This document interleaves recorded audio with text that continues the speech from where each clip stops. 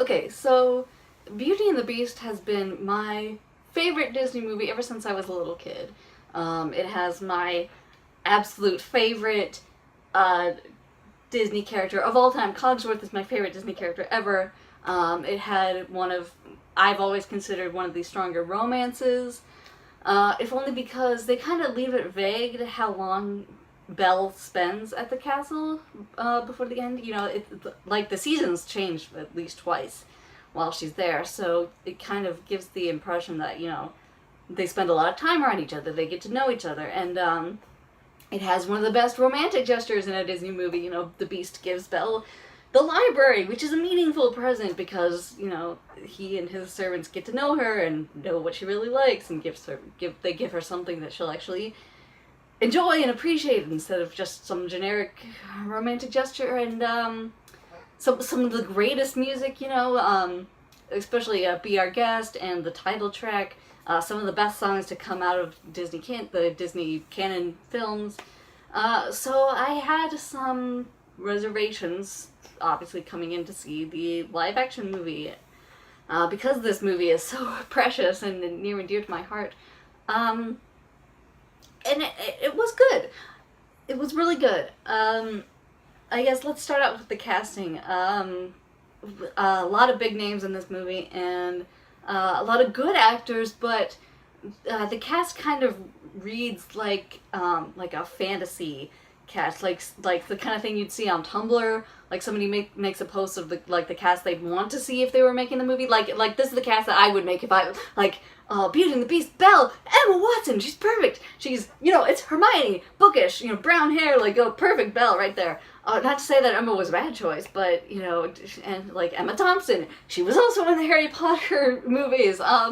Let's get her to be Mrs. Potts. Ewan McGregor, the big name, Obi-Wan Kenobi, Lumiere, Ian McKellen, Gandalf is gonna play Cogsworth, and not that I have a problem with that because now Gandalf has played my favorite Disney character of all time. That's kind of awesome.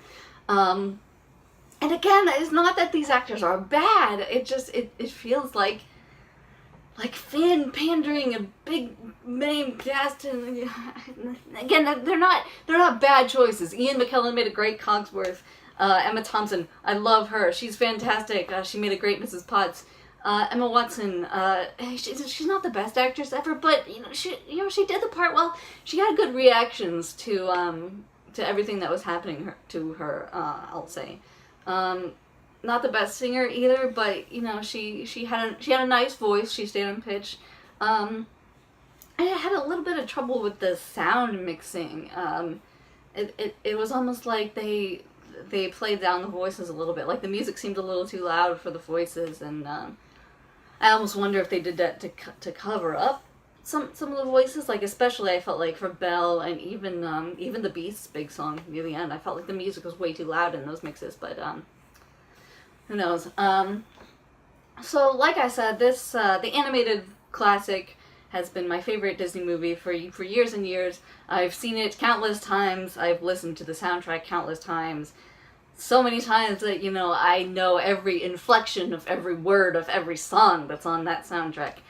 And I could probably recite the film in my sleep. So every time there was a chunk of dialogue or music lifted directly from the animated film, it was kind of distracting to me. Like I couldn't, just because I've seen the old one so many times, I couldn't divorce the way the words sounded in my head from how they were being spoken and I know that's not fair.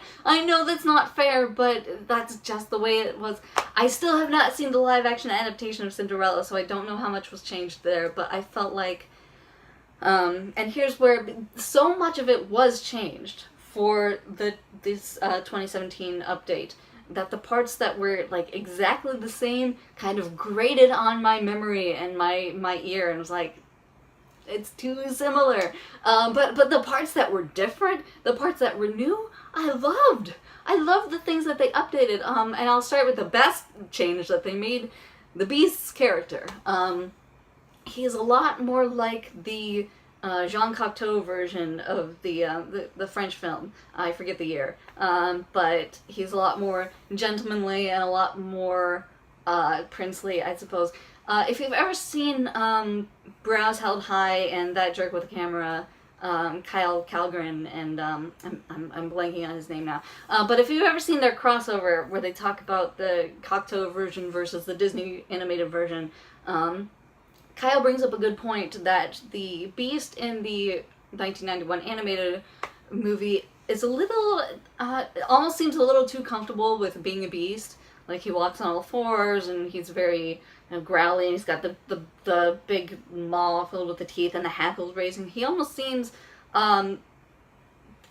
like like the servants are like, they can't wait to be human again, but the beast almost seems like perfectly fine not being human again. And you can make any kind of arguments that you want about that, because people have talked about the screwy timeline in the original movie for years. Like, the Beast was 10 years old, arguably, when he was cursed. So, like, the fuck? Like, what kind of adolescence is that? And all kinds of things. Like, of course he would be messed up as this, like, basically 11-year-old, now 21, trapped in a beast's body. All of that. And they kind of fix it in this new version by having him be an adult before he's transformed into a beast, which makes it a little better, a little less squicky. But again, this is not to say that I hate the classic version, or that I'm dissing it, because the design, I love the design. I love Glenn Keane's animation. It's gorgeous on the Beast, but there is a case to be made for the fact that the Beast in this new movie stands upright and talks a little bit more eloquently, and he still remembers how to read, and he's a little more dignified. Like, there's a scene where they talk about Paris, and the Beast says, "Oh, I love Paris," and you get the sense that, like, he had a life and he had an upbringing, and he knew, like, someone at least was there to teach him about assuming the throne one day and what it means to be a monarch, and that sort of thing. And because of that, because the Beast seems so much more fleshed out as a character, because the 91 Beast was kind of, like, too angry all the time. Like, he yelled a lot, he had a temper, and it was played up that he had a temper, and I'm not saying, like, people always say Stockholm Syndrome. I'm not saying Stockholm Syndrome, because, Belle never submitted to him. She stood her ground against him, and she didn't take shit from him, even in the 91 version. So, I'm just saying, I think the Beast character was better in this movie, and because of that, the relationship between Belle and the Beast is better in this movie than it is in the 91 animated classic that I love so much. Just because they have more conversations. This is a movie with a beefy runtime. It's 2 hours long, and they use that time well, because Belle and the Beast have plenty of moments where they just sit down and talk, and you can feel the connection of them, coming together, and they walk along a bridge with Belle reciting poetry, and the Beast is like, "Please continue," and they talk about literature, and Belle says, "Oh, you know Shakespeare, I love Romeo and Juliet," and the Beast is like, "Well, of course, Romeo and Juliet I love," and Belle's like, "Well, then what would you have me read?" And it's so cute, and it's like, I hate, it pains me to say that the classic animated movie that I love so much, the one thing that is the most important, which is the Beast and Belle's relationship, was done better in this 2017 remake. Because, like, I love animation, and the animation is my thing, and I love the classic movie, and this remake did not do everything better, but it did the one thing that is the most important. It did better. So that is painful for me to say, and frustrating for me to say. Because for the first, maybe half of the film, I was sitting there thinking, I don't know why they made some of the changes that they decided to make. it made more sense to me down the road. The more time we spent at the castle, the more time we spent getting to know Belle and the Beast, I was like, oh, okay, like, I can tell why they made the changes that they made. Excuse me.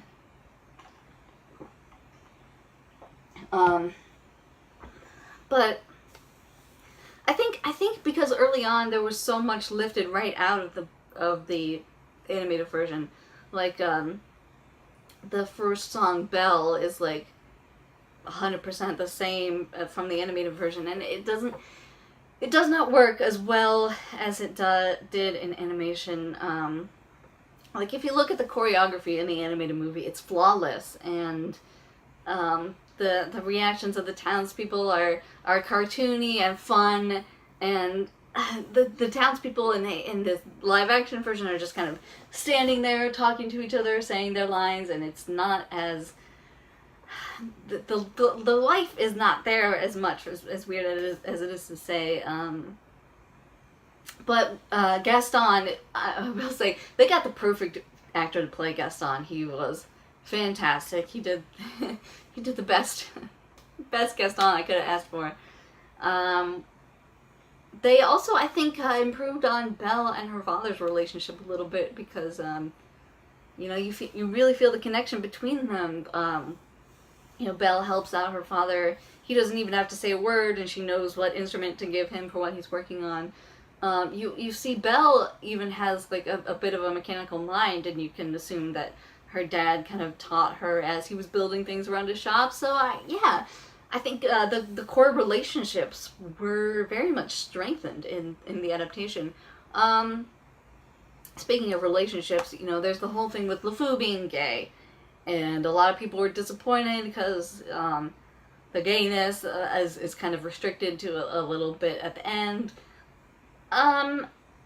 No, it's throughout the movie, but it's queer baiting. It really is queer baiting. It's like, and I know Disney